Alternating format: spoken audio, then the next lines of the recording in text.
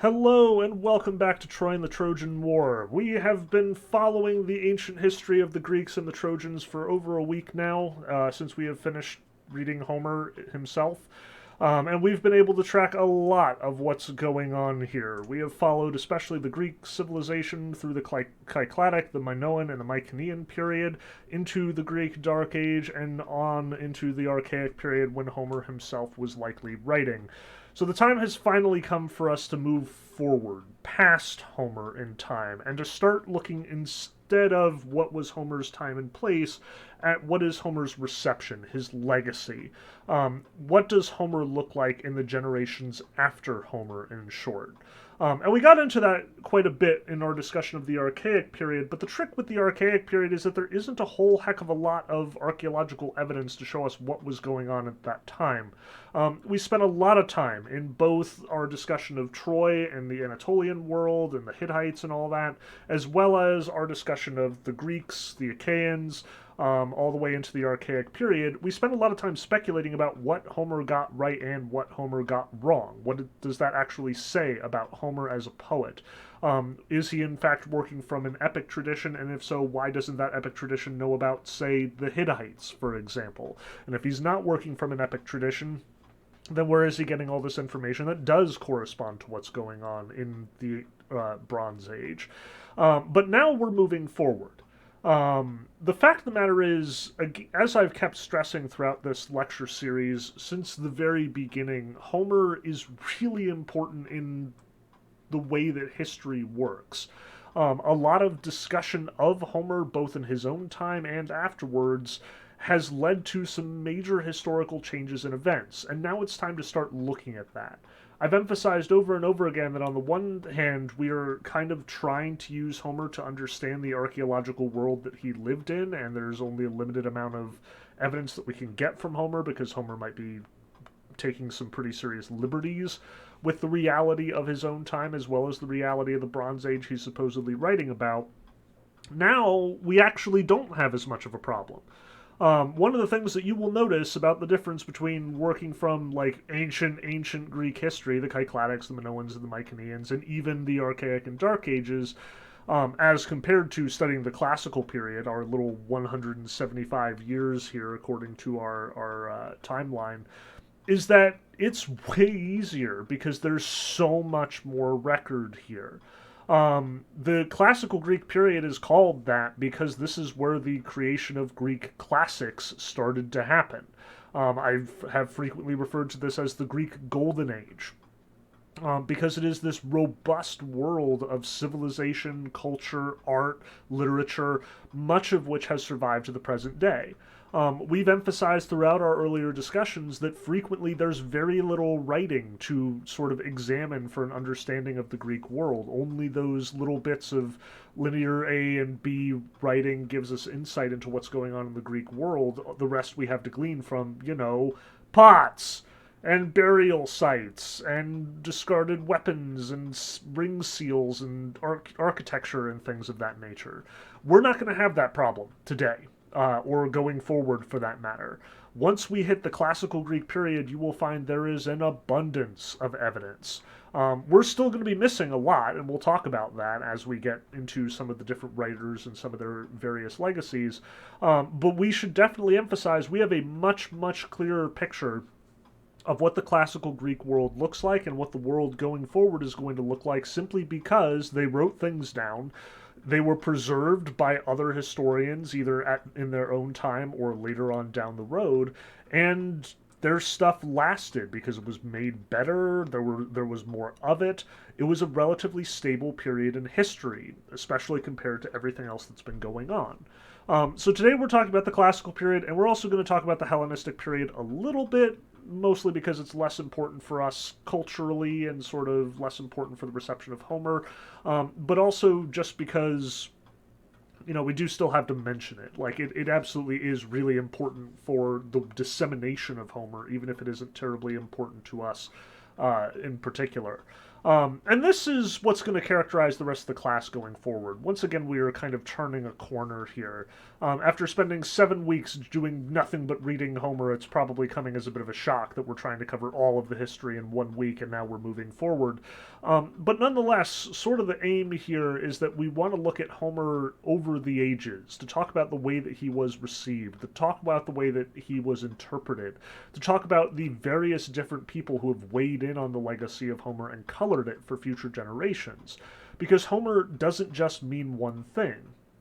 Much as I would frequently talk about this text, as though there was clearly one meaning being sort of conveyed, that's very much my interpretation and informed by my time and my culture.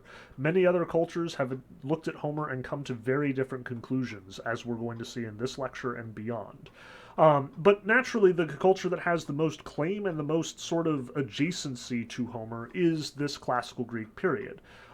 Their attitude towards Homer is one that we're going to take very, very seriously, and it is them who will ultimately decide that Homer is worth preserving. They're the ones that are going to duplicate Homer over and over and over again against all of those other epic poems that may have been lost, as we talked about last time. The reason why we have the Iliad and the Odyssey in numerous copies, practically complete with very little question about the textual origins, is because everyone considered this super important, where they didn't consider the Little Iliad or the Aethiopis or the Telegony terribly important by contrast. So once again, we are in ancient Greece, but now we are in way more modern Greece. We are in classical Greece. We are in the Greek Golden Age. We are in the center of Greek culture and Greek world in its history. When people say ancient Greece, this is the period they usually are referring to, not so much the stuff we've talked about before, unless they're being very specific. So with that in mind, let's look at our all-time favorite, very simplistic map. Once again, we're talking about Greece, so once again, we should definitely get our bearings here. But this time, rather than sort of focusing on just the cities and the sort of discrepancies in time and space, this time I want to emphasize something fairly different, something very unique about this classical period, and something that probably informs your own understanding of ancient Greece and probably caused you to wonder why we hadn't talked about it in the past. Namely, we need to talk about not just the cities, but the city-states. In the ancient Greek world, the stuff before the Bronze Age, or rather during the Bronze Age, we had a lot to say about sort of Greek society and trying to figure out exactly what it's doing and how there is apparently some sort of centralization in the Achaean/Mycenaean world, and if it was, then it was probably happening at Mycenae itself. As time has progressed, though, that centralization has kind of been lost. You'll remember that in the Dark Age there is in fact a lot of trade going on, but we don't have the same sort of organizational powers. Remember that writing has very much vanished for a long period of time here, and it's only going to be reintroduced by the Phoenicians when they start coming into the Mediterranean and interacting with the Greeks on their various trade routes. So all that is to say, we are living in a very differently organized world, and as it is differently organized, we're also going to have to contend with the fact that it is differently structured. There are different ways of governing oneself when the world is not nearly as interconnected as it was back in the Bronze Age due to the writing and the other tools that they had at their disposal. So the solution to this, and the solution that will kind of reign throughout the Greek classical world, is that each city very much sort of claims its local territory and turns it into its own state, what we would usually call a city-state. So, for example, over here we have the city of Athens, and they control very much this entire territory, not just the city itself. Sparta has sort of conquered and taken over and wheedled its way into being friends with Messenia and Argolis, in addition to sort of controlling the Laconian city-state. Additionally, you'll remember, we talked about it briefly, the Aeolian Greeks have also been on the move. Many Greek colonies, so to speak, exist throughout the Mediterranean at this point. Notably over here, Troy has now been colonized. This is Troy 8 and 9, you'll remember from our archaeological discussion. The Aeolian Greeks have come in and have taken over the place, largely because they think they have taken over the space where Troy used to exist.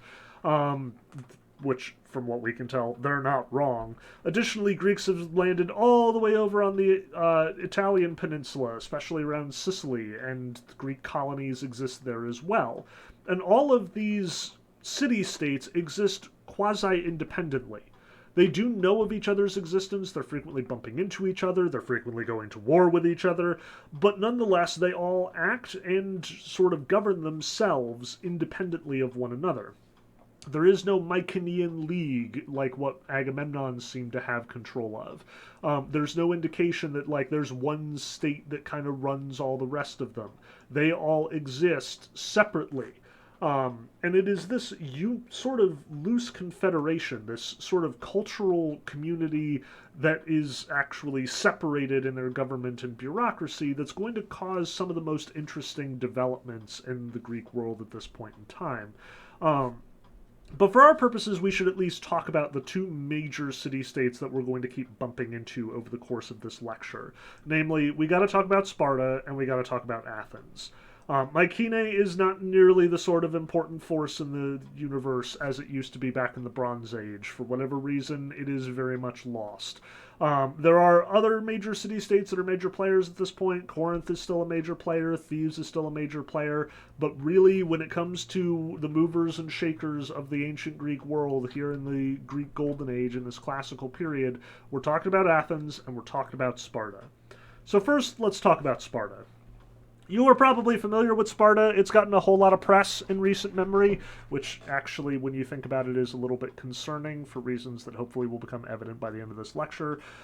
Sparta was obviously very old, every bit as old as Athens, and arguably more celebrated than Athens in the Bronze Age. You'll remember that Menelaus gets pretty top billing in the Iliad.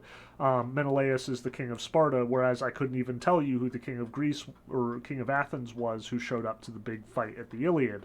Athens seemed to be a way smaller player than Sparta was as far as the Bronze Age Greek world was concerned. But Sparta now looks very, very different than it did then. Sparta has sort of embraced its heritage as the, city where Menelaus, the beloved of Ares, came from, and now Sparta has very much turned itself into a military civilization by this point in time. Part of this is largely due to this guy, Lycurgus the Lawgiver, who may or may not have existed. He could be yet another one of our Greek mythic figures who really does not have any basis in reality, but many sources point to Lycurgus as this important figure in the development of Sparta, and especially Sparta in this classical period. Lycurgus apparently got the rights to be the lawgiver in Sparta. And he had some pretty interesting and pretty radical ideas for how Sparta should govern itself. Specifically, he suggested that Sparta should command itself with not one but two different kings. One king would stay at home at all times, and one king would always be with the army in the field. The idea being that they would therefore never compete for power and never try and overthrow one another, and generally this seemed to work out. We don't seem to have a whole heck of a lot of reports of Spartan riots and problems as far as that's concerned. Spartan riots and problems come from a different direction. Lycurgus also laid out an elaborate series of laws to sort of keep Sparta fighting fit, so to speak.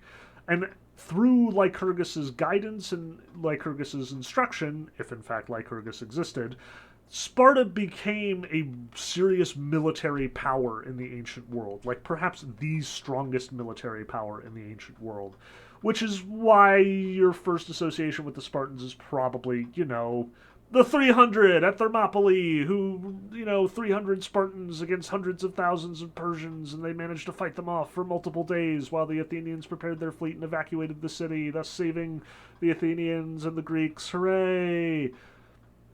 Yes, it's complicated. So, on the one hand, the rules that made Sparta out to be this fighting fit military power were extremely rigorous and extremely restrictive.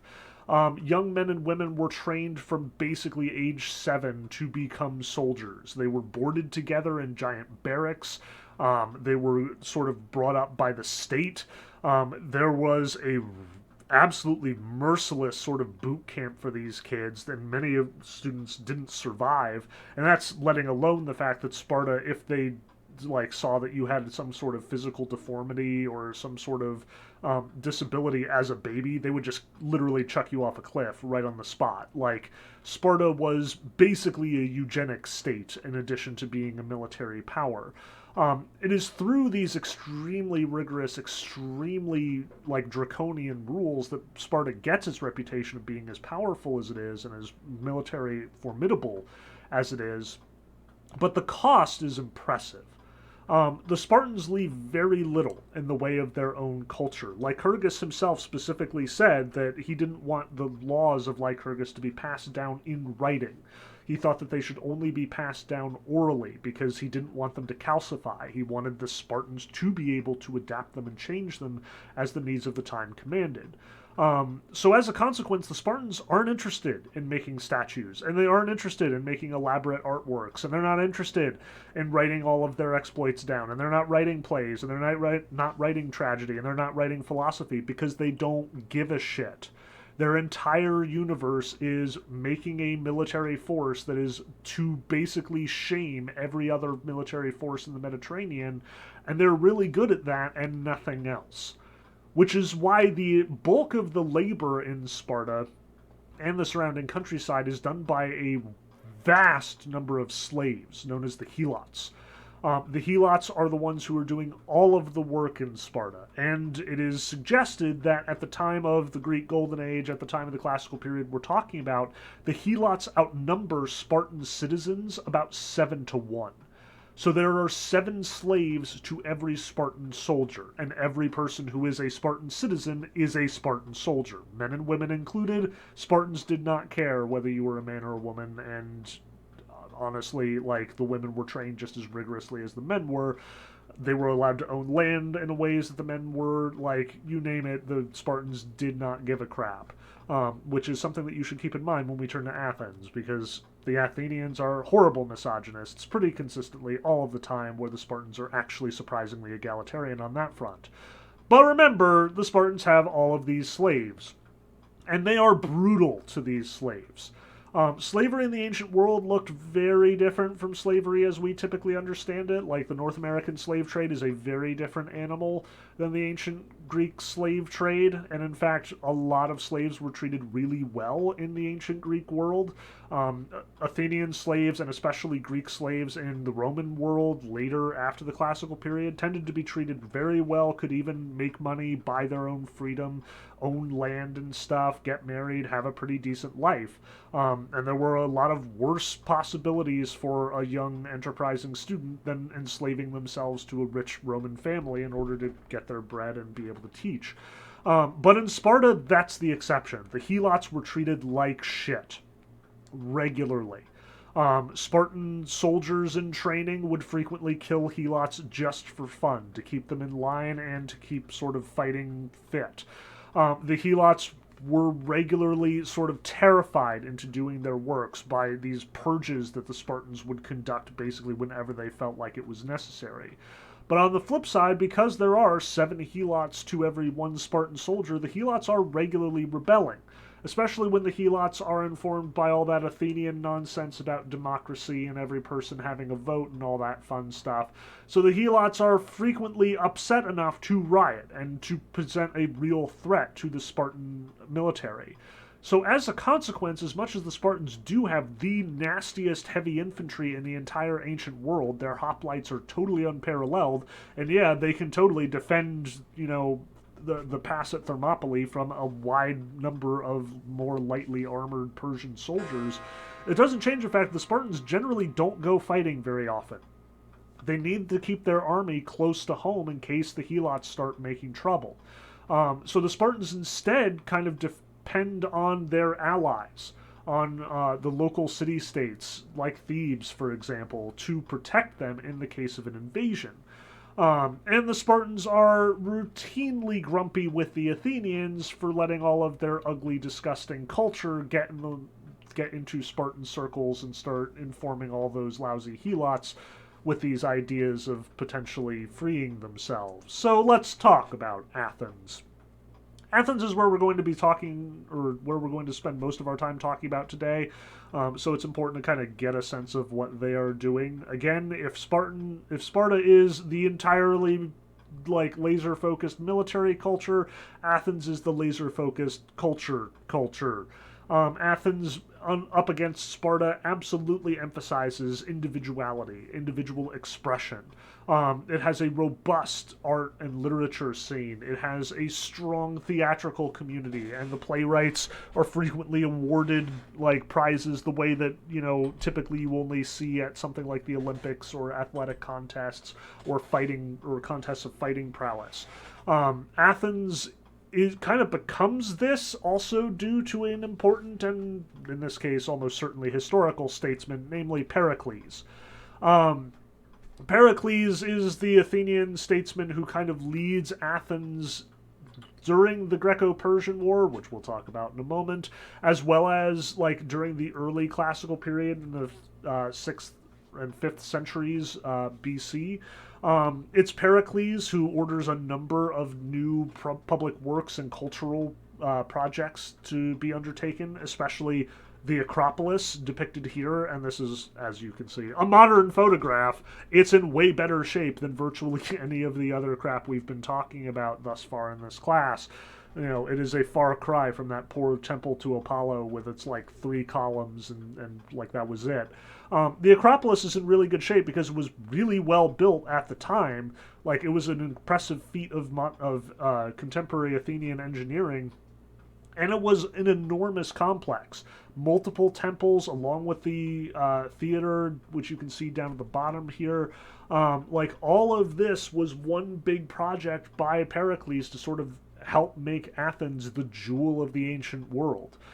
He very deliberately intended for Athens to become a cultural civilization, for it to be beautiful instead of trashy and dirty the way that it seemed to have been up until this point. And notice all of these buildings at the Acropolis have sort of both social and religious value. Most of the buildings, especially the Parthenon, are very explicitly temples, religious buildings. But even the theater is dedicated to Dionysus. Theater for the Athenians is a religious activity, the same way that drinking contests were a religious activity. So we should emphasize Pericles is kind of the guy who at least is given responsibility by the historians of the time for this kind of Athenian Renaissance, if you can call it Renaissance when it's the first time your city is really coming into its own.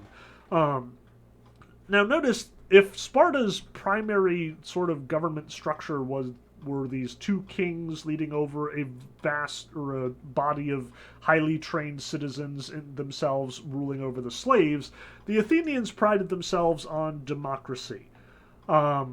Athenian democracy is the first democracy that we get terribly excited about in the ancient world, although it very well might not have been the first ever democracy. It's just very well documented.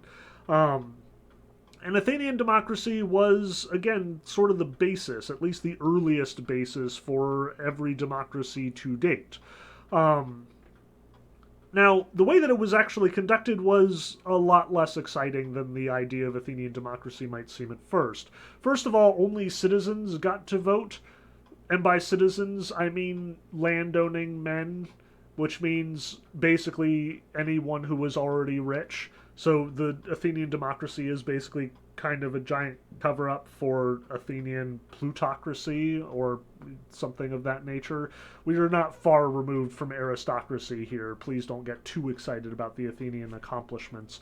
But I should emphasize that it was at least some step forward. If you were a citizen and lost your estate, you still had the right to vote in most cases, unless like you were disgraced or exiled, which would usually accompany the fact that you had lost your estate. Athenian democracy was very straightforward. You can see like all these people here. This is actually supposedly another Trojan cycle story. They're voting to see whether Odysseus or Ajax gets awarded Achilles' armor. Spoiler, the other side of this kylix is Ajax getting ready to commit suicide. Womp womp.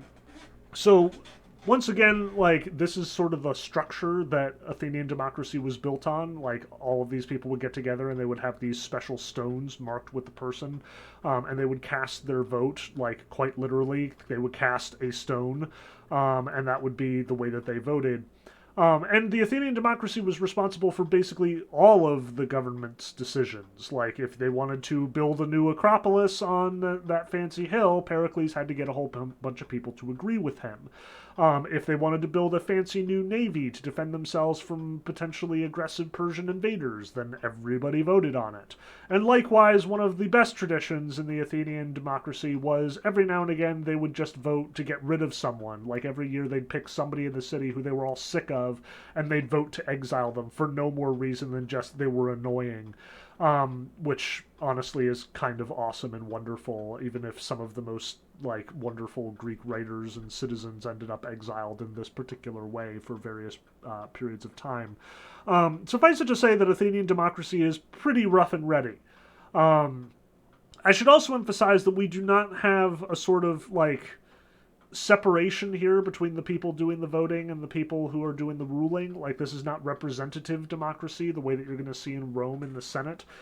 These are literally the people deciding their own fates by like casting votes for themselves in the government body. So this is pretty much one-to-one, except insofar as each of these landowning men basically functions as a representative of his household and estate. In Athenian democracy, we very much see the sort of model of household management that was current in what Homer is writing about in the Iliad and the Odyssey. The guy who is in charge is the guy in charge of everything. Odysseus is functionally the king of his own household. Everybody reports to him. He is absolute power as long as he is in his house. His wife, his servants, his slaves, his family members, like his son Telemachus, all of them basically report to him, and he represents them when he goes and does stuff like votes or acts or goes to war or whatever. This is the way that the Athenians interpreted that structure sort of handed down by Homer. Now, again, we can't point to Athenian democracy as directly a result of Homer, but it is obvious that they see it as being connected to Homer in this way, in the same way that the Spartans see their military heritage as being deeply connected to Homeric origins. Remember, Homer is current throughout the ancient Greek world, even if the city-states are separate and independent. The culture, to some degree the language, although the dialects in Sparta and Athens have very different sort of characters, and as a result they'll spread very much separately from one another. Nonetheless, both of them see Homer as the sort of foundation for their culture and the foundation for the way that they do things. Now, I should also emphasize, again, Athens, much as its democracy appeals to us, also kind of flubs things pretty regularly.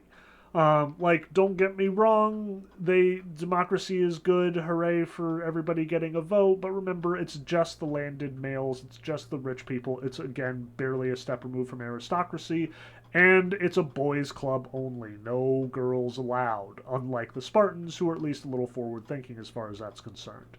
Now, the Athenians also own slaves, but again, this is more of an economic thing than, like, a conquest and, like, horrible treatment thing, the way that it is with the Spartans.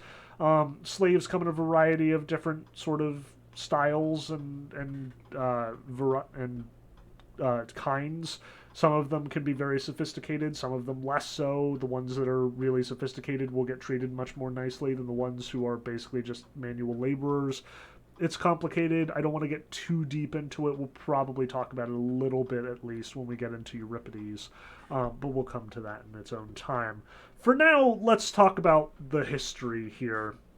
In order to understand what's going on in the literature and of the time, especially what we're talking about with Euripides and the Trojan women for next time, we have to talk about the big political events and the big military encounters of this particular period, which means we got to talk about the two big wars that are going to sort of dominate Athenian politics and the Athenian cultural identity and outlook throughout the classical period. First and foremost, we've got the Greco-Persian War. And the Greco-Persian War is the earlier of our two wars here. It takes place in the early half of the 5th century BCE, so contemporaneous with Pericles. This is where a lot of the older writers and thinkers of Athens are going to be sort of discussing and talking about.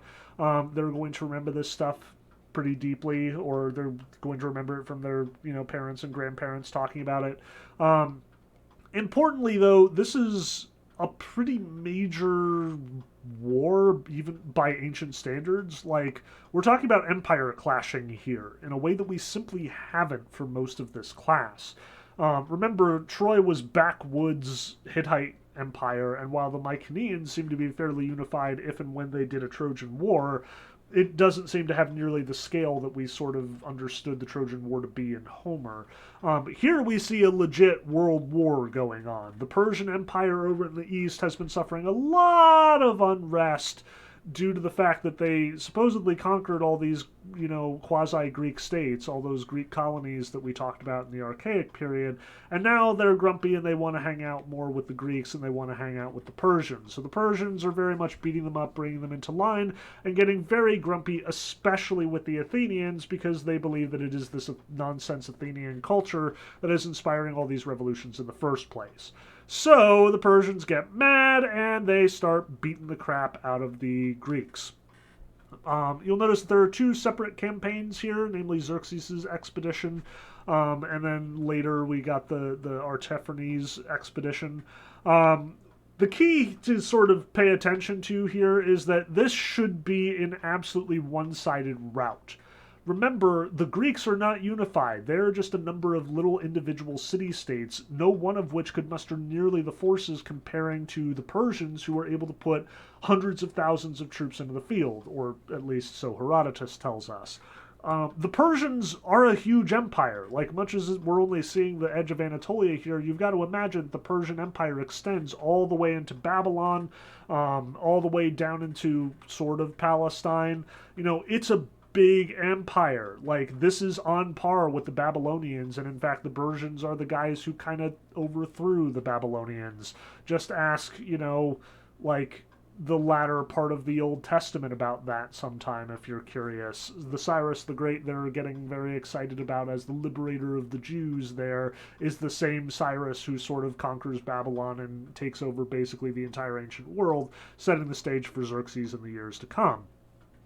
So the Persians are the big heavy hitter in the ancient world at this point in time. Nobody can stand up to them, and the Greeks are this disunified group of random city-states, all with different identities and politics and attitudes. But this threat that the Persian Empire poses turns out to be enough to get the Greek city-states to come together. The Greeks form an alliance. Thebes and Sparta and Athens and the various other Greek city-states throughout the Peloponnesian world, the rest of the Greek peninsula, and beyond, even into Sicily and Italy, they all decide that they are going to fight the Persians together. And as a consequence, we get the Spartans fighting the Persians at Thermopylae, preventing their advance in order to protect the Athenian retreat. Now, this is a pretty easy thing to overlook, given all of this pomp and circumstance surrounding the Battle of Thermopylae, but the Spartans lose at the Battle of Thermopylae.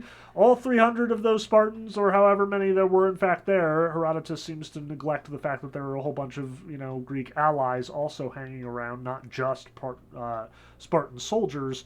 The Persians definitely do overrun them, but the Spartans stall them, and that's the point. This allows the Athenians to regroup, get their navy together, and the Athenian navy is able to turn back the Persian navy, which, again, as we've talked about, if you don't have boats in ancient Greece, you're not getting anywhere very fast. So while the Persians do manage to get all the way down to Athens, sack the city, and pretty well destroy it, they are defeated at the Battle of Marathon, and they are pushed back by the Athenian navy, at which point they basically have to retreat and regroup. This is a big deal. Because again, the Persians have the biggest empire in the ancient world, and this ragtag bunch of city-states managed to beat them off. Now, this is a very Herodotian kind of characterization of what's going on. We'll get back to that as we go.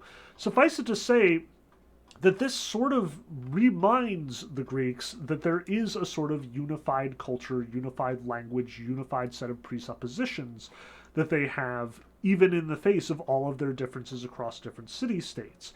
And a lot of Greek commentators are going to notice the fact that this is the first time that all the Greeks are on the same page since the Iliad, and there are probably a lot of other comparisons that could be made between, all of the Greeks coming together to fight this potential threat from Anatolia. Like, it's not hard to see the connections between these two wars, the Iliad and the Greco-Persian War. But in case you're thinking to yourself, well, so now all the Greeks are friends and they're all united and this is where Greece comes from. No! No, it is not, because literally within 50 years or so, the Greeks are fighting each other in probably an even more destructive conflict, namely the Peloponnesian War. And the Peloponnesian War is literally just Athens versus Sparta. Where the Greco-Persian War was a whole bunch of different Greek city-states getting together and pushing back this aggressor from the east, largely an aggressor that represented a competing power structure and a sort of very contrary view of culture and identity. Athens and Sparta are not reconciled this easily, and as a consequence, by the end of the 5th century BC, they are very much fighting again. And this one is a mess. Where, the Greco-Persian War kind of turns out to be this, inspiring tale of underdogs versus an aggressor, and, we all just need to come together and we can do anything. Like, that's the stuff that you want to put on the inspirational posters. The Peloponnesian War is just mismanagement after mismanagement and error after error, and just bloody, pointless battle after bloody, pointless battle. I know that the Spartans do in fact win, but even calling it that is kind of misleading because it really doesn't matter in the end. Athens maintains its identity and character. No actual territory is going to seriously change hands, although the Spartans are going to get considerably more influential.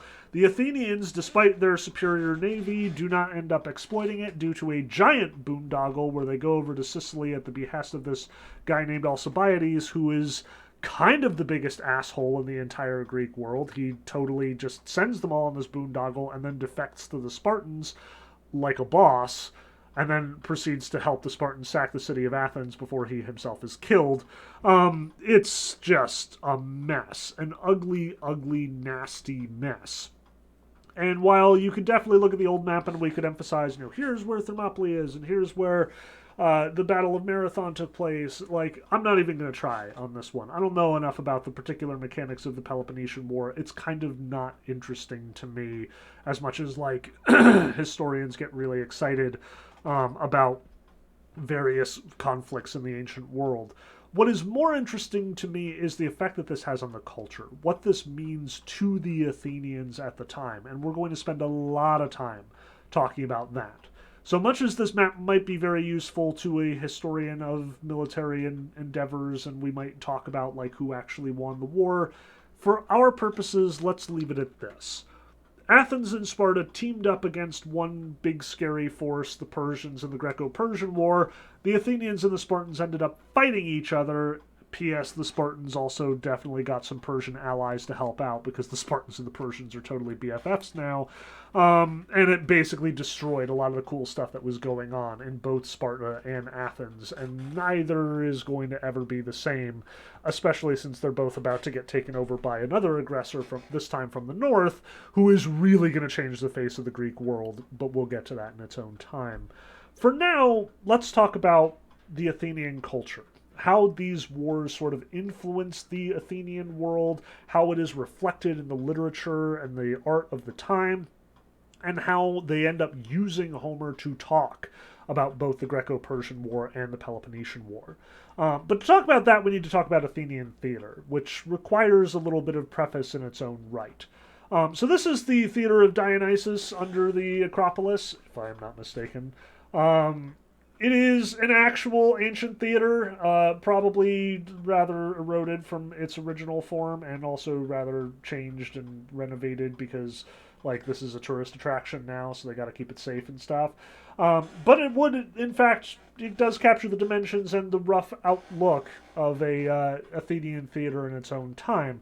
You have these semicircular amphitheaters around a common stage. The structure of the land itself would have provided a natural sort of a natural way for the sound to travel, and it would be easy for the actors while projecting to get their voices up to even the highest ranks of the crowd. It's actually pretty ingenious. Again, this is like the high point in Athenian culture and technology that includes architecture and basic understanding of how sound travels and stuff like that. And as I said before, the Athenian theater was itself a religious ceremony. One of the things that we're going to talk about as we sort of walk our way through the various tragedians and stuff is that the tragedy is usually composed for a festival, and it is composed in like respect to a god or goddess, usually Dionysus, or at least it used to be usually Dionysus. Now it's leaning more towards Apollo. Ask Professor Nietzsche about that sometime. The other thing to keep in mind here is that it is ceremonial. Like, as we said about Homer, there is this very sort of blurry line between art and religion as far as the Greeks are concerned. Hesiod seems to have no problem invoking the Muses and saying that he is giving us both historical and religious truth in the composition of his poetry, the Theogony and the Works and Days. Homer is probably doing something similar with the Iliad and the Odyssey. This is the point, though, that line starts to fray a bit. It's true that these tragedies are being performed in honor of Dionysus or in honor of one of the various gods, usually at a festival. It is also true that they are competing for these honors. Like, not only do the tragedians compose their various tragedies, but then one of them will win the festival. Like, that's a thing that happens. Sort of like winning the Cannes Film Festival, I suppose. Like, was that really the point of this whole thing? Who knows? But at least it's a nice honor and everybody thinks that you're awesome. So a lot of the time we'll talk about like which tragedians managed to beat each other out for various honors at various times. But we should also stress that the tragedy is kind of simultaneously locked in its ritualistic form and also sort of keen, especially at this particular moment in history, to innovate, to make changes.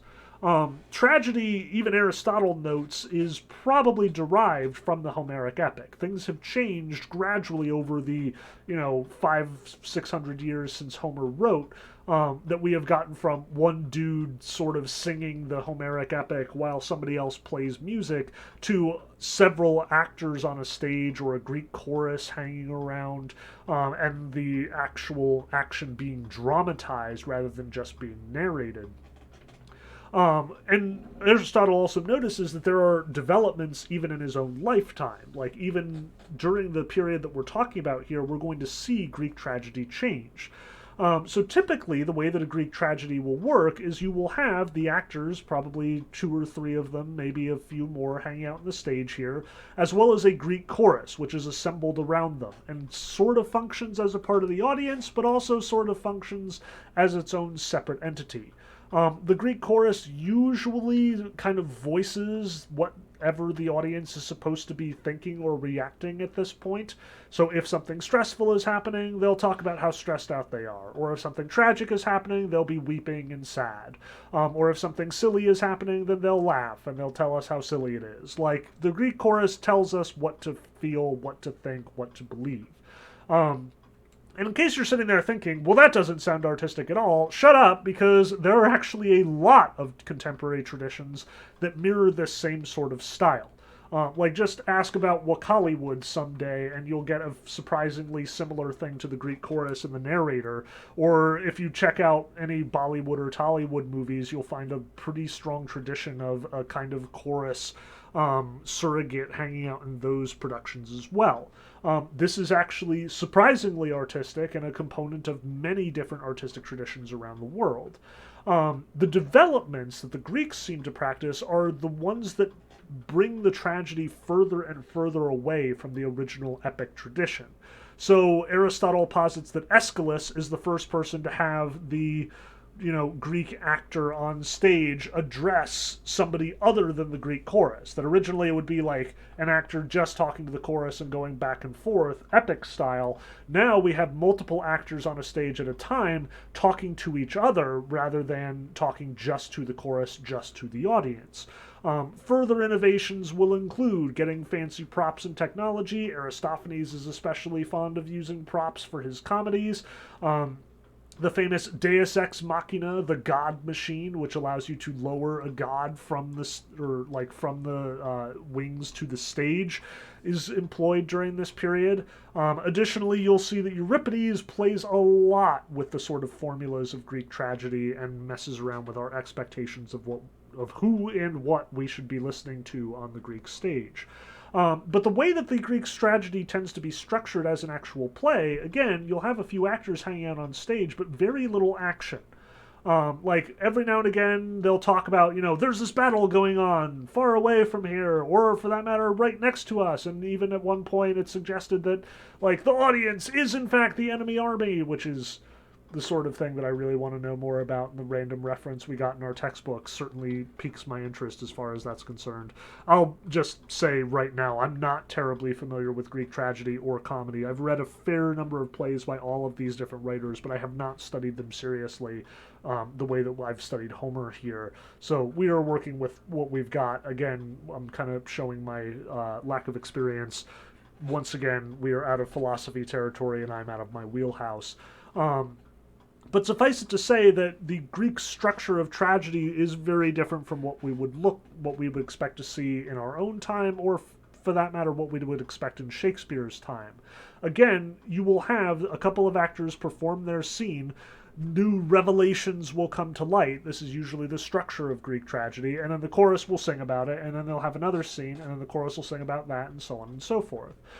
So, for example, Sophocles' Oedipus the King, or Oedipus Rex, famously regarded by Aristotle as the greatest of all the Greek tragedies and the most paradigmatic example of the bunch. Very little actual action takes place on the stage in Oedipus. Oedipus comes on stage, tells us all what the situation is, tells us what the problem is, goes off stage so the Greek chorus can bum around for a while, and for the rest of the play, it's literally a series of people coming onto the stage with Oedipus, telling him some new piece of information, usually about something that's happened a long time ago, Oedipus reacting to this new information, and then the Greek chorus reacting to Oedipus, reacting to this new information, and around we go. The key to Greek tragedy is that everyone knows how it's going to end. Much like the Iliad and the Odyssey, this is all stuck in time. No shocks are expected, no twists, no new developments. Most of the stories, at least in Greek tragedy, comedy's another thing, tragedy will emphasize the inevitability of these events. And the idea here is that you are not supposed to sympathize with the characters or, feel tense about what is going to happen to them. You know what's going to happen to them, but that doesn't make them any less emotional. The goal here, as Aristotle discusses it, is to come to a catharsis. And catharsis is the point where the emotions that you are feeling, either laughing in the case of comedy or suffering in the case of tragedy, become so peaked, so poignant, so powerful that you have no choice but to stand in your place and weep, or laugh to the point that you cannot bear it anymore. The whole point of Oedipus Rex is to get you closer and closer and closer, anticipating all the while the horrible revelation that Oedipus has slept with his mother and murdered his own father, at which point the full weight of Oedipus's actions falls on him and on the audience by extension. The audience suffers for Oedipus because they suffer the same way that Oedipus does. They recall their own stuckness in fate and mortality. They recall their own mistakes, and they weep for themselves as much as they weep for Oedipus. And I should emphasize this. The Greeks were not shy about showing emotion at these things. The Athenians were basically expected, as part of the whole ceremony, as part of the whole ritual, to vent their emotions, either to laugh uproariously at Aristophanes or to weep uncontrollably at Sophocles. This like, as much as we usually talk about, like, the manly men of the Greek world, we should emphasize this did not preclude there being emotion. The Greeks did not have the same sort of attitude towards Stoicism, at least not at this point in the classical world, that we do today. Stoicism is very much a new invention for the Greeks after this particular period, and something we'll associate much more with the Romans. But we'll come to that in a moment. So that's the way that the Greek tragedy works. It is, again, very different from the way that we tend to do things these days, very different from the sort of artistic conventions of the theater these days, but it is very ritualized, very formalized, and yet subject to a great deal of innovation, especially at this 100-year period. So let's talk about the very beginning of Greek tragedy, at least as we have it, and that means Aeschylus. Aeschylus is the earliest of our Greek tragedians, or at least the earliest of the surviving Greek tragedians, which is why he is very much called the father of Greek tragedy. Now, we should emphasize that doesn't mean that he is the earliest writer of tragedy. Again, in all likelihood, this is a long-standing tradition that has been around for a long time, probably a gradual stage-by-stage development from the original epic in its own right, although that is not to say that the epic has disappeared. There are still recitations of Homer, even in the classical Greek world. Just that Aeschylus is sort of the first, quote, modern Greek tragedian. Aristotle points to him as being the father of Greek tragedy, as all contemporary Greek tragedy sort of flowing through him, although he does refer to earlier tragedians. He's also, again, the first one that we have anything of. There may have been tragedians beforehand, but either they didn't write their stuff down, or they did and it is lost for whatever reason. Aeschylus is the first tragedian that Aristotle proposes to preserve, and that's probably a lot of the reason why he got preserved. Now, supposedly he composed something like 90 plays, and if this is shocking to you, believe it or not, this is going to be pretty normal. Like, this is actually on the low end as far as compositions are concerned when we get into other tragedians. So, yeah, take that as you see fit. Of these 90 plays, though, only 7 survive. All the rest have been lost.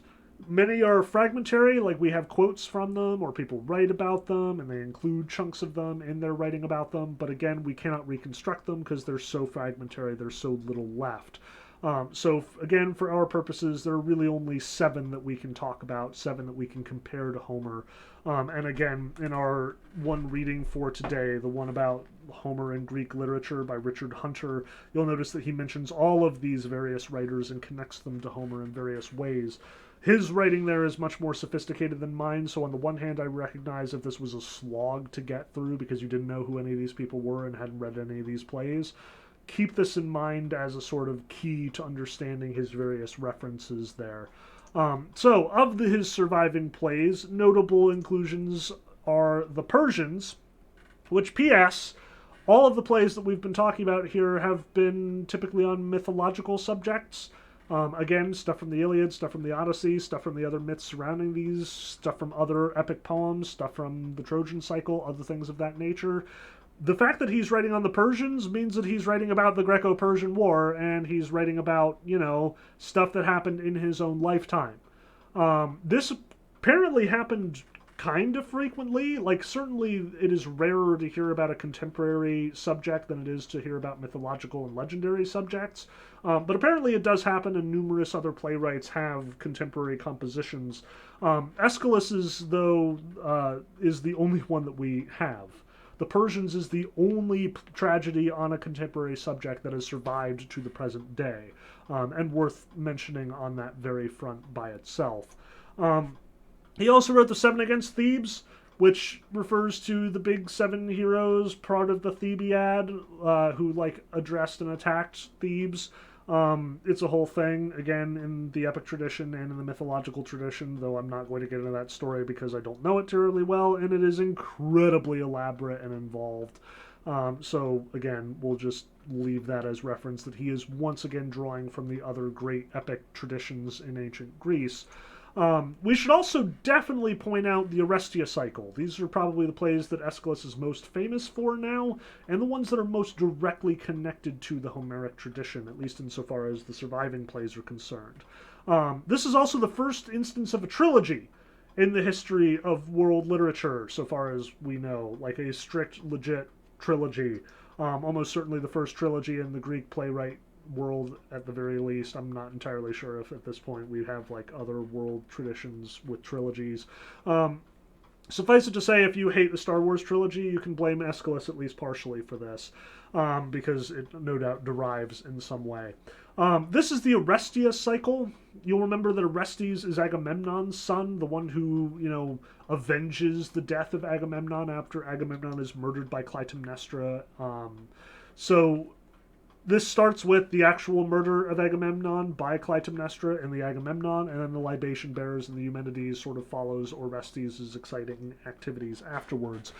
I was tempted to have us read the Agamemnon for this class, but Aeschylus is really dry by contemporary standards, and there wasn't quite as much that I could draw from Homer there. Again, one of the things that you'll notice from the little bit that I've read of Aeschylus is that he stays pretty slavishly close to the original form of the myths and really does only dramatize them. Like, he is very much a product of the older culture, the older traditions. He is an innovation insofar as he is dramatizing them in a way that, they simply hadn't been before, but he's more interested in the mechanics of the theater than actual new storytelling methods. That's something that we're going to find more in Sophocles and Euripides, but we'll get to that in its own right.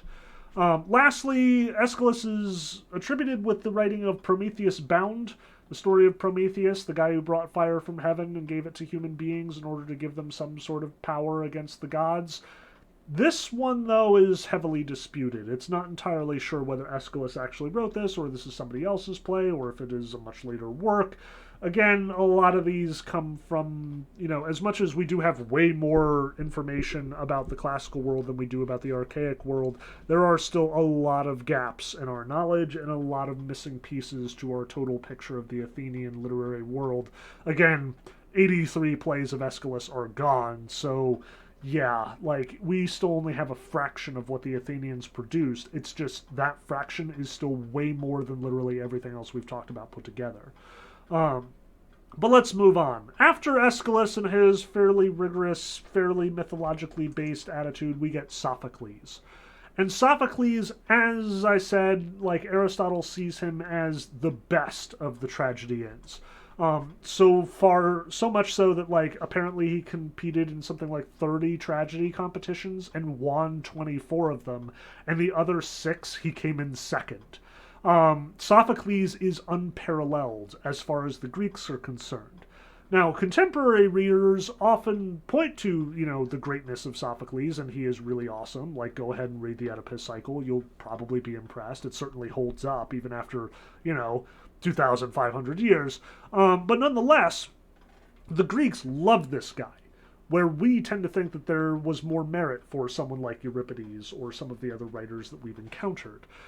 Sophocles, however, represents sort of the apotheosis of the tragedy form as it was sort of innovated by Aeschylus. If Aeschylus sort of changed the tragedy in certain mechanical ways, now we have multiple characters speaking to each other, now the action is dramatized, but we're not going to move very far away from the original interpretation of these myths. Sophocles can take those same myths and without changing the structure or without changing the events of those myths, turn them into something truly poignant and powerful. He is absolutely excellent at getting at that catharsis that Aristotle is talking about, causing everybody to weep in the aisles. Which probably means that Aristotle just really liked Sophocles and was totally happy to base his judgment of the tragedy on the way that Sophocles was conducting it. Remember, these rules are not set in stone until after these tragedians have competed and after Aristotle is sort of weighing in on the poetics many decades afterwards. But Sophocles is universally recognized by the Greeks as being awesome. Now, supposedly he composed 120 or more plays. And again, as was the case with Aeschylus, we have 7. Many fragments, many quotes. Again, many people thought that these were awesome, but nonetheless, 7 is what we've got. Which may be surprising, because remember, if Aristotle's seal of approval is what guarantees you longevity, Aristotle saying that Homer was awesome but the other epics were kind of crappy may very well be a contributing factor to why Homer survived. this doesn't seem to be huge evidence that Aristotle was taken all that seriously. Like, Aristotle's love of Sophocles apparently did not secure for Sophocles the, immortality of most of his plays in a way that Homer's immortality was assured.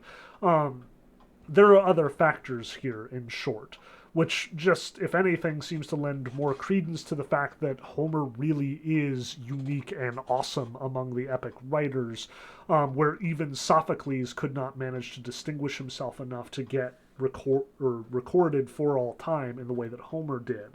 Now, of these plays, we should definitely mention, first off, the Ajax, because again, naturally, we have a direct Homeric subject being portrayed here by Sophocles, namely the suicide of Ajax.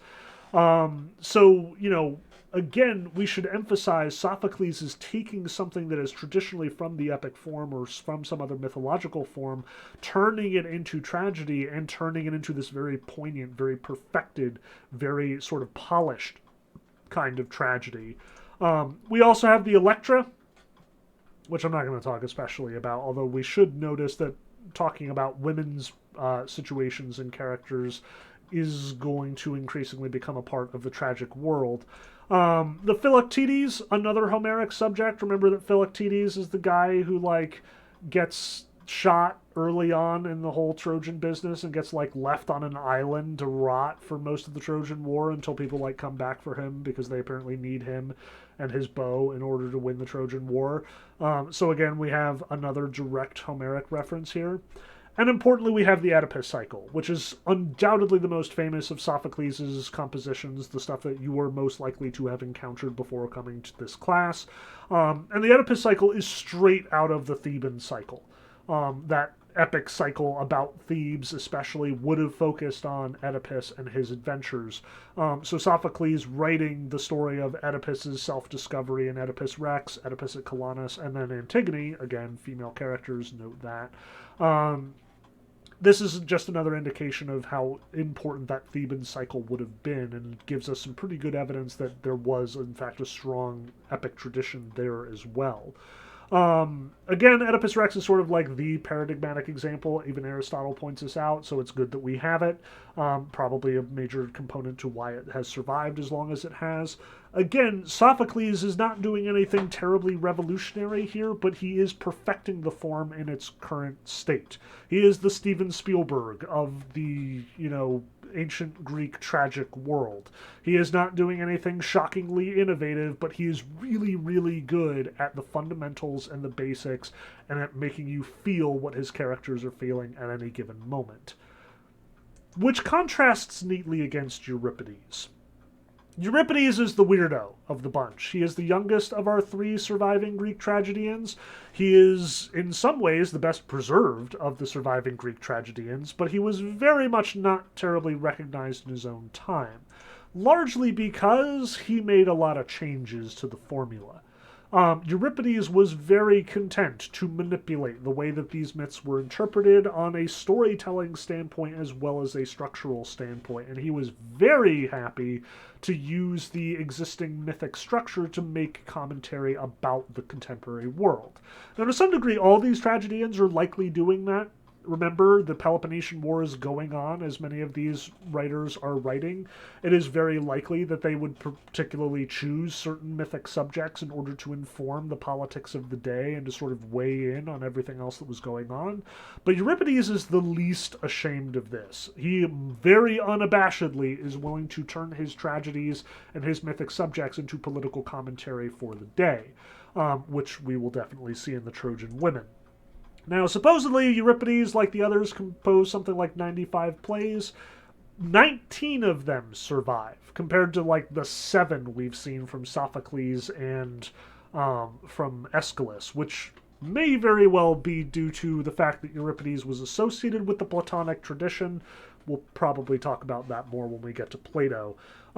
Now, admittedly, one of those we're not sure about, Rhesus. We're not sure if Euripides actually wrote that one, but suffice it to say the other 18 are pretty well attested. These include the Medea, perhaps his most famous play, which is a retelling of the Jason and Medea story in tragedy form, But, very shockingly, it takes the side of Medea and presents Jason as kind of an asshole and the child-murdering Medea as sympathetic and understandable. Where many of our playwrights have experimented with female voices at various times, like take Aeschylus sort of voicing Clytemnestra's hatred of her husband in, honestly, some fairly lackluster ways, Euripides is going out of his way to totally upend the usual interpretation of Jason and the Argonauts in favor of a much more compassionate view towards women and their situation. And you'll see that that comes up a lot in Euripides' most famous plays. For example, one of his others is the Andromache, which very much examines the life of Andromache, especially in the wake of Hector's death. And also the Trojan Women, which we are in fact going to read in this class. Arguably, Euripides has a number of plays that work on roughly the same format. Andromache, the Trojan Women, and the Hecuba all seem to be in this territory of women of Troy getting totally screwed over by Greek forces, and Euripides going out of his way to sympathize and identify with them. Something which was, at its own time, a little unpopular in all likelihood. Many of the plays about Troy tended to be really suspicious of the Trojans and even more hostile to the Trojan attitude than Homer was. Homer doesn't seem to have much of a bias as far as who's in the right, Greek or Trojan.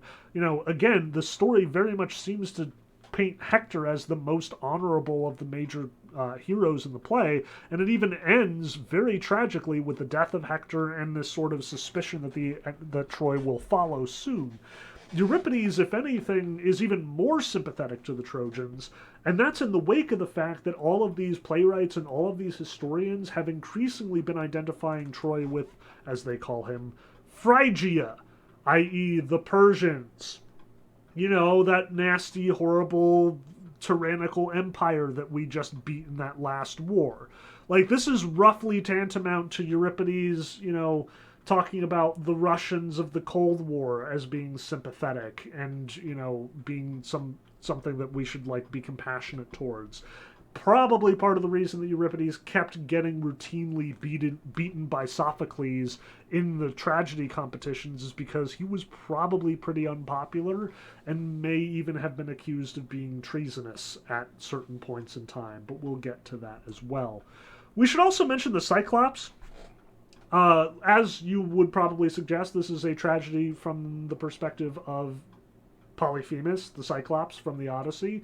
So yet another direct Homeric reference, but also a totally new spin on the Homeric character. Now this is an example of a satyr play, which is apparently a pretty well-documented phenomenon in Greek theatrical circles, i.e. it is sort of getting into the mind of a monster in some fairly deliberate ways, and while tragic, it also kind of serves as something of a parody in some ways. But again, I'm definitely not qualified to talk more about the way that the satyr play functions. Definitely refer to the article in the textbook by Richard Hunter about more examination of like the way that the Cyclops works and how it compares to Homer. Now, we can't talk about the tragedians without also getting into the comedies here. So let's talk about at least a little bit Aristophanes. Aristophanes is like the one major surviving comedian from this point, and when I say comedian, like, yes, that is where the word comes from. You know, writer of comedy is a comedian in the same way that writer of tragedy is a tragedian. So Aristophanes is every bit as prolific as the tragedians, although his attitude is very, very different. Aristotle calls him the father of comedy, and while Aristotle does seem to poo-poo comedy pretty hard, like for Aristotle, tragedy is sort of the pinnacle of the theatrical form, and comedy is much lower and more vulgar by contrast. Probably because Aristophanes had no qualms about like using poop jokes and just being like using fart jokes and stuff throughout his plays, which, from what I understand, are totally hilarious, although I have to confess I've never actually read Aristophanes. I know, I'm going to. It's a huge gaping hole in my knowledge, and everything I've heard is that he's just wonderful and delightful to read. Suffice it to say, we're getting there, but there's only so much time that one has to prepare for this class, and I would have rather spent it boning up on Homer, who is in fact the primary focus of the class. and then getting all of my Greek theatrical reading out of the way. So suffice it to say, Aristophanes is almost universally recognized as the best comedian in the classical Athenian world. He supposedly composed a mere 40 plays compared to our 120 of all these tragedians. For comedy apparently being the lower form, you'll notice that it's apparently way harder to write than it is tragedy, and Aristophanes even has a couple of quotes to that effect, because Aristophanes was famously condemned by the demos at one point because they thought that his play The Babylonians was again treacherous or treasonous, and Sophocles himself would go on to parody that group, but we'll get there. Of his 40, though, 11 survive whole, so perhaps that's a pretty good indication that while, Aristophanes may have composed way fewer plays than all the rest of the other tragedians, he managed to get a much higher proportion of his to survive, which is actually kind of funny when you think about it, both in the, comic, because Aristophanes sense, but also in the sense that maybe, he was, in fact, a way better playwright than anyone gave him credit for, especially because I've seen that multiple of his plays are still being performed today. They're kind of wonderful. Among his surviving plays, we have The Frogs, in which Dionysus goes into Hades to rescue Euripides from death because all the other tragic writers suck. This is the sort of material that Aristophanes is frequently working with, and Aristophanes is very happy to talk about contemporary subjects in his writing. The tragedies tend to focus on historical distance, tend to emphasize mythic stories that have happened way back in the past. Aristophanes will frequently include among his cast people who are alive today, people who are major public figures, and he will satirize them just as well as everybody else. So keep that in mind. Aristophanes is pretty daring in his subject choice and in the way that he sort of picks what he's going to write about and the way that he writes about them as well. His suggestion in The Frogs is that Greek tragedy has sucked since Euripides, and the only way that Dionysus could possibly get better, Dionysus is so upset because all the tragedies devoted to him are lousy, that he decides that just forget it, he's going to get Euripides himself and bring him back because all the contemporary tragedians are lousy. We also get The Wasps, in which Aristophanes very much satirizes the Athenian demos, largely taking potshots at all those people who criticized the Babylonians. Again, when they were condemning him, he was very grumpy about that. So, as is typically the case, when a comedian starts, getting, criticized from the audience, that becomes a part of the art. So The Wasps is all about demagoguery and how the Athenian court can totally get manipulated and how basically they're a bunch of idiots and assholes, whether intentional or unintentional, subtle or unsubtle. My personal favorite is The Clouds. I think I have actually read this one, so I lied when I said that I hadn't read any Aristophanes.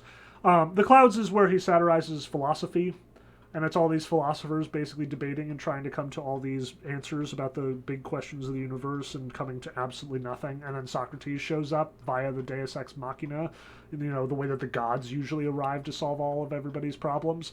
And then he just confuses everything more. So The Clouds is just very much a takedown of the entire philosophical tradition at this point, which we'll get to in a moment. Also The Birds, which is apparently a big favorite of Aristophanes fans, and it's literally about birds.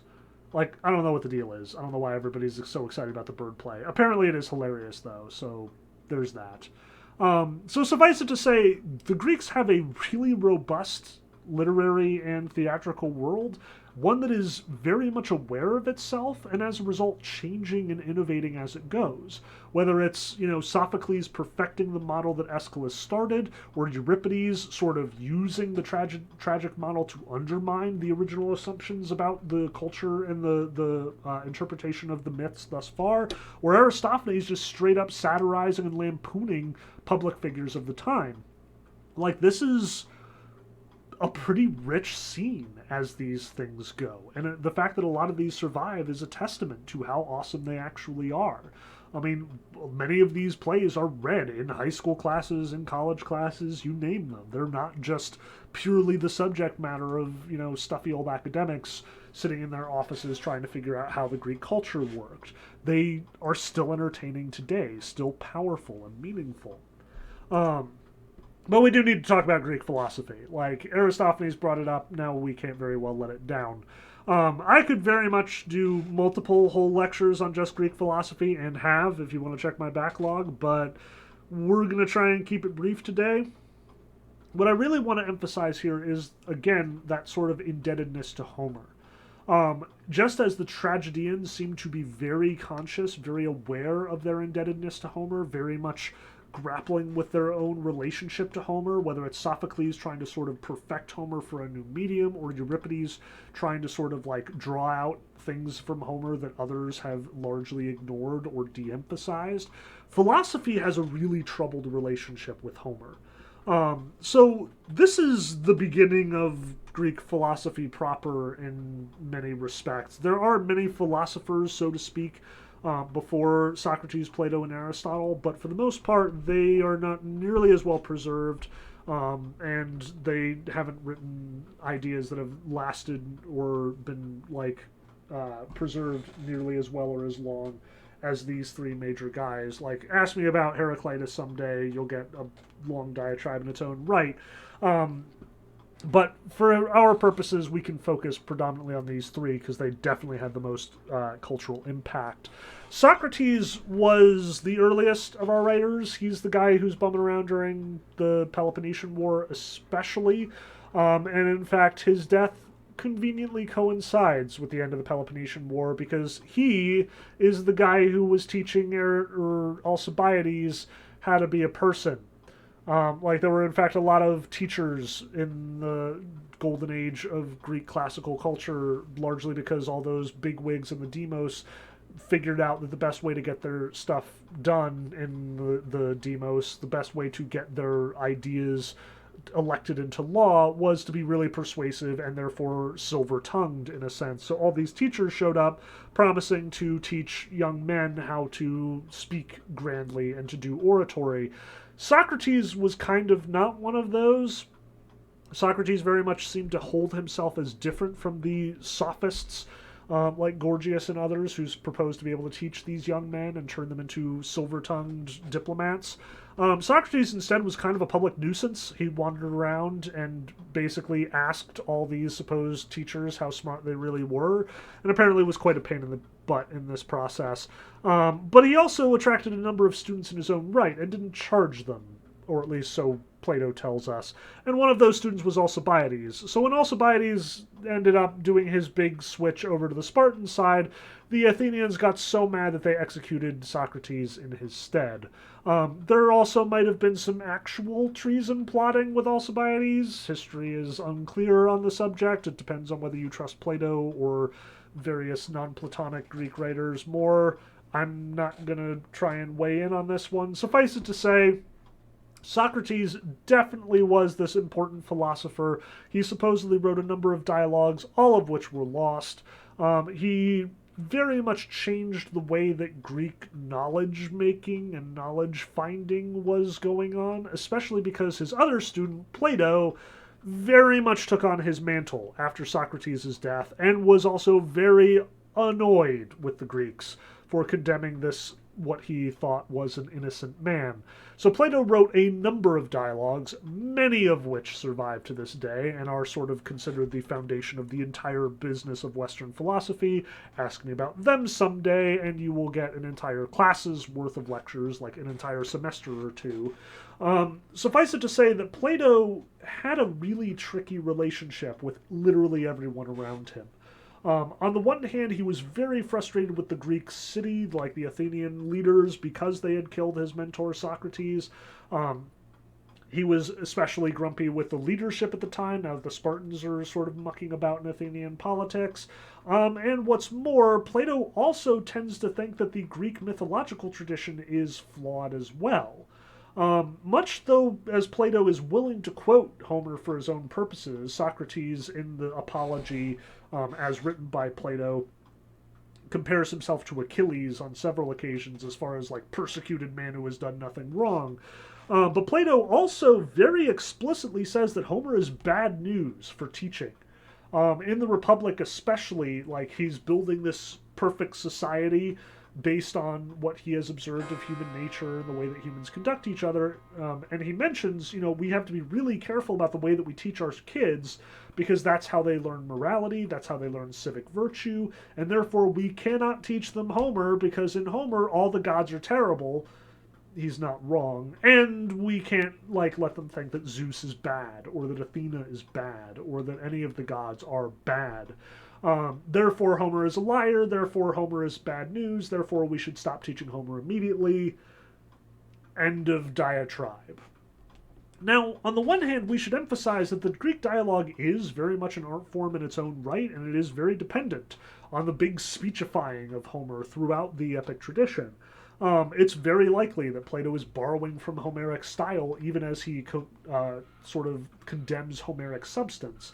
But at the same time, Plato gives us an insight into the way that the Greeks are using Homer at this time. Like, as much as we can frequently find allusions and connections throughout all these tragedies and comedies and various writers and Greek poetry, as much as we can find all these connections to Homer in these writings, Plato very clearly shows to us that, like, the Greeks are relying on Homer for basically everything at this point in time. He is the foundation of the entire literary canon, sure, but he is also how you teach morality, how you teach civic virtue, how you teach children to behave like adults. Some people are even going to criticize, like Plato himself criticizes the fact that a lot of young men are being trained in Homeric combat, like one-on-one duels like you see throughout the Iliad, and Plato's like, dude, that's not helpful in an actual battle situation. Like, as much as it's nice when it happens with Homer, when Hector goes out and is like, hey, Ajax, want to fight me? And then, like, everybody sits down, and then Hector and Ajax fight. Like, that's not how war works. Not in Plato's experience, not in Socrates' experience, and they both saw wartime. Like, Plato is very much emphasizing that we need to be very careful about how we deal with Homer. We cannot take him as this sort of one-size-fits-all perfect instruction manual for every part of Greek life. Which means there are people in Plato's time taking Homer's Iliad and Odyssey as a one-size-fits-all instruction manual for every aspect of Greek life. In the same way that the Spartans seem to notice the whole, honor and warfare thing without paying attention to the fact that Homer seems ultimately pretty, dim on the subject of is war good. Like, again, Homer consistently throughout the Iliad emphasizes how the negative consequences of warfare. As much as people are reading Homer selectively, either for certain stylistic elements or certain tragic elements, Plato is emphasizing we got to be careful. We cannot just allow our children to swallow this stuff without explanation. Aristotle is the one who will sort of actually do the direct commentary, though. Plato does have his negative things to say about Homer, and that is pretty damn direct. It's pretty hard to confuse what he has to say there. But Aristotle in his Poetics will legitimately and literally just tell you straight out. This is, the best tragedian, namely Sophocles. This is the particular style of Euripidean tragedy. And for that matter, he very much holds Homer up as the epic, the form from which all of these other things sort of follow. Where Aristotle doesn't really have a category of the epic as separate from tragedy and comedy, he notes, as, again, our writer in the textbook mentions, that Homer is very much the father of all of these forms. He informs all of these other writers. So Homer is kind of bigger than genre for Aristotle. And while Aristotle is kind of ambivalent about the actual, cultural aesthetic value of Homer, he doesn't have a whole heck of a lot of alternatives to compare him to, as I recall. It's been a while since I've read the Poetics. Aristotle does sort of secure a lot of these writers in their position as the most important tragedian. And Aristotle's sort of commentary on these writers does kind of stand practically as objectivity in the generations to come. When Aristotle says Sophocles is the best tragedian, for literally centuries, people are just going to assume that he's right and that this is an objective statement on Aristotle's part. So, for all of the criticism that a lot of these philosophers have, at the end of the day, even Aristotle is willing to concede that most of his morality, most of his ethics, derives from Homeric standards.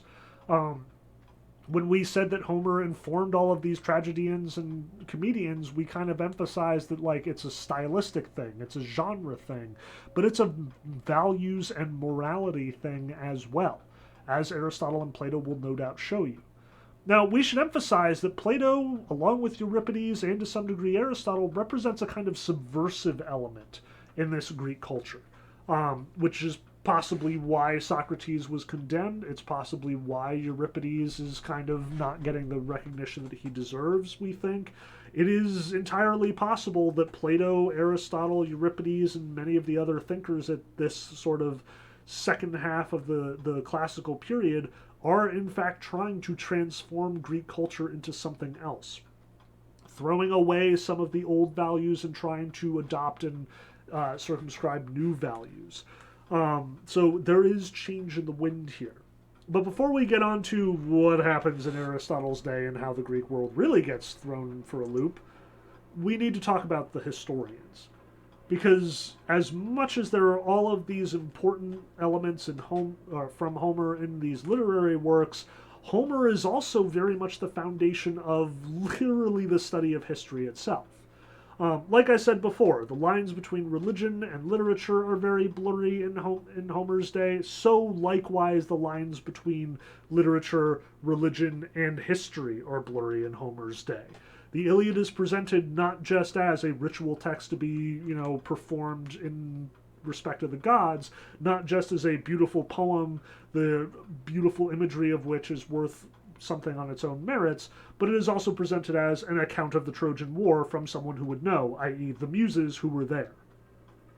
The Greek historians, though, represent a move away from this. First, Herodotus, pictured here on the left, and then Thucydides, pictured here on the right. Both of them are sort of questioning the way that history is conducted, doing a lot to sort of distance themselves from Homer's, storytelling and romanticism, and instead demythologizing the way that history is produced. Now, these represent two distinct steps in this process as well. Like Herodotus, he is the one who is telling the story of the Greco-Persian War, and he basically does so by going around and asking people who were there, or asking people who knew someone who was there, or asking someone who was the grandkid of someone who knew somebody who was there, getting whatever information he can, and just reporting it all.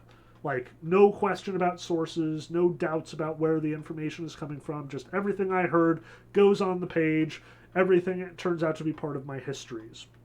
By contrast, Thucydides, over here, writing about the Peloponnesian War, was in fact there, and did in fact fight in it, and did in fact record it as it was going on to some degree. He was also considerably more rigorous about his sources than Herodotus was. He needed to corroborate them. That doesn't change the fact that he has many examples of speeches that are clearly romanticized, and there were no potential, witnesses there who would have been alive at the time, so he's clearly taking quite a bit of artistic license. Nonetheless, Thucydides is moving the study of history forward. But importantly, just as Homer gave us this story about a united Greek nation, and as much as that historical account, no matter how much of it is true and how much of it is false, ultimately contributes to a view of Greece by the Greeks that sees them as the common sort of inheritors of this common Greek Mycenaean culture, so does Herodotus contribute to much the same idea. Herodotus' story of the Greco-Persian War is a no-accounts, totally biased account of the good and noble Greeks fighting against those awful, tyrannical Persians, who, P.S., were not nearly as awful and tyrannical as they seemed. Ask them what their policy about slavery is, and you'll get a very egalitarian response compared to, say, the Spartans and their helots. But Herodotus' myth here, the fact that Herodotus paints this story the way that I painted it earlier, as a ragtag group of underdog Greeks getting together and overcoming impossible odds by coming together as a nation. This sticks. And this is the way that people are going to interpret this conflict for many centuries to come. This is how many thinkers, many historians, many writers, many philosophers are going to view the Greek identity to some respect. And perhaps the best example of this is in fact in Greek historical practice itself. Namely, when Alexander the Great comes down from Macedon, takes over the entirety of the Greek world, and then proceeds to go out and take over the rest of the ancient world, all the way as far east as the Indus River, he does so with this myth in mind, with this idea of Greek identity inherited from Herodotus, from Homer, going on in his mind. So he brings Greek culture everywhere, down to Egypt and all the way to Tunisia, all the way east through Persia and the Persian Empire, all the way to the Indus River. Alexander the Great is going to bring this story of how the Greeks are this one common unified heritage, this one common culture, and he's going to carry that culture with him and institute it everywhere that he goes. It's said that Alexander the Great literally carries a copy of the Iliad and carries it under his pillow when he goes to bed at night. So literally everywhere that you see on this map was a place where the Iliad rested at one point. And Alexander the Great emphasized that this was the way that humans were supposed to behave. This is what Greek culture is supposed to look like, and Greek culture is the most superior culture. You can tell because they just conquered the world. All that to say, Alexander the Great's whole project here ultimately results in something truly unique on the world stage up until this point, this process that we call Hellenism, i.e. the entire ancient world, which up until now has been a group of different cities, states, empires, nations, cultures, identities, languages, all bumping up and getting in each other's way, trading with each other as is convenient, but that's it. Now it is all unified under one single banner, Alexander's and the Greek banner. This is the culture that Alexander brings everywhere. Now the entire ancient world speaks Greek, it trades with each other, it operates under a single bureaucratic structure, and while Alexander is going to die really fast and then leave the empire to his generals, which is why it's colored the way that it is, each one of these different colors represents a different general sort of control, each of these attitudes is unified by this common culture, this common ancestry, this common heritage, and that heritage is rooted in Homer. The Iliad and the Odyssey are the foundation of this entire inherited culture.